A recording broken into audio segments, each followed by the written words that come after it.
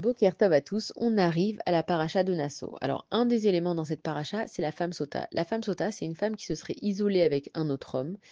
Et donc, il y a eu au moins deux témoins. Et ces deux témoins, ils ont dit qu'ils l'ont vue avec un autre homme, qu'elle était avec lui un certain laps de temps.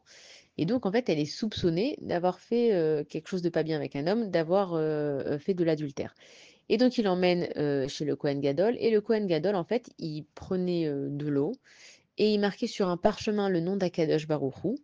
Il le mettait dans l'eau, le parchemin avec l'encre, ça se dissout dans l'eau, et il demandait à la femme sota de boire cette mixture.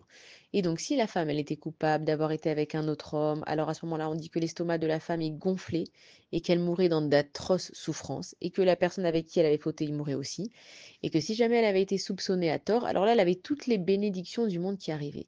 Donc, on comprend en fait, quand on voit cet événement, on voit que Akadash Baruch Hu, c'est quoi la potion magique que la femme, elle buvait?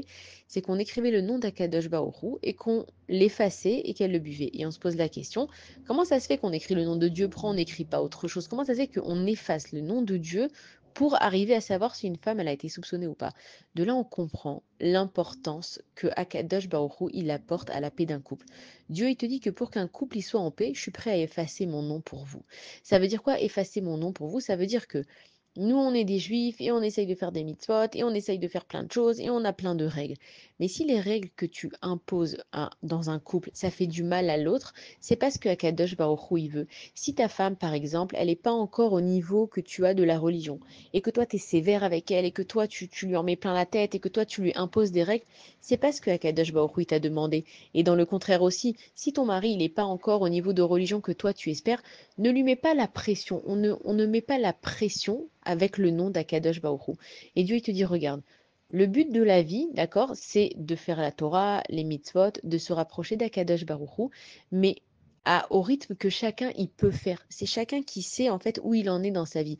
Nous, on n'a pas le droit, au nom de la Torah, d'obliger quelqu'un à faire quoi que ce soit. Sinon, si moi je vais obliger quelqu'un à faire quelque chose, je le fais pas pour Hachem, je le fais pour moi. Ça veut dire que moi, ça me plaît pas la façon que tu as de te conduire. Donc moi, je t'oblige pour que tu trouves grâce à mes yeux. Elle est où la Avodat Hashem là-dedans? Ça n'a rien à voir avec Akadosh Baruch Hu. Donc Dieu, lui, déjà, il t'aime d'un amour inconditionnel. Il t'aime comme tu es. Il veut que tu avances vers lui par volonté.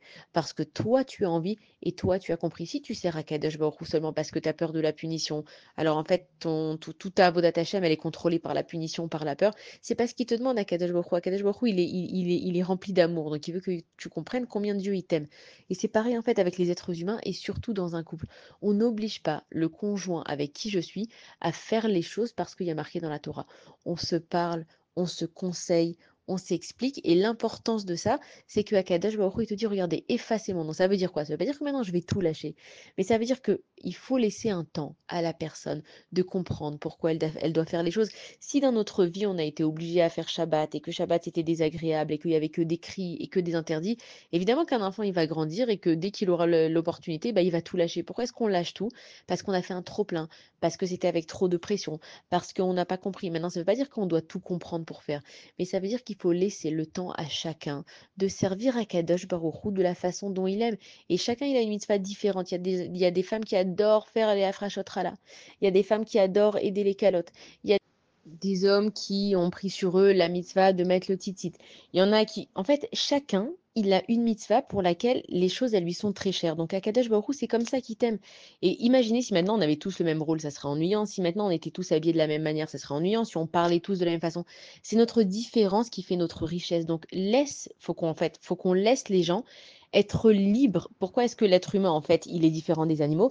Parce que les animaux, ils vont pas se promener comme on l'a dit, ils vont pas décider demain, ça y est, le lion, il se met au régime, maintenant, il mange plus de la viande, il va décider de manger de l'herbe, et que demain, l'hippopotame, il a plus envie d'aller dans l'eau, il a envie de se promener en costard. Ils n'ont pas un libre arbitre, les animaux. Ce qui fait la beauté de l'être humain, c'est qu'il a un libre arbitre de choisir comment, en fait, il va servir à Kadosh Baruch Hu. Et dans un couple, c'est une neshama qui est divisée en deux. Et en fait, Ezer Kenegdo, la femme, elle est Ezer Kenegdo, elle va aider simplement son mari à trouver son chemin. Et le mari aussi, il va aider la femme à servir à Kadesh Baruch Hu de la façon la meilleure possible. On est là pour s'aider. d'aider les uns les autres, pour se compléter. Comment on se complète? C'est qu'on se donne des explications.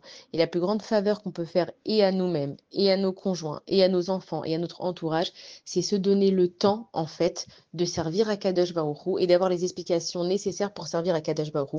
Et c'est pour ça qu'une femme sauta, en fait, elle devait boire une, bon, on va dire une potion magique où on effaçait le nom d'Akadosh Baruch Hu parce que Dieu, il te dit, regardez, moi, mes enfants, pour qu'il y ait de l'entente entre vous, je suis prêt à m'effacer, que vous preniez le temps qu'il faut pour me servir.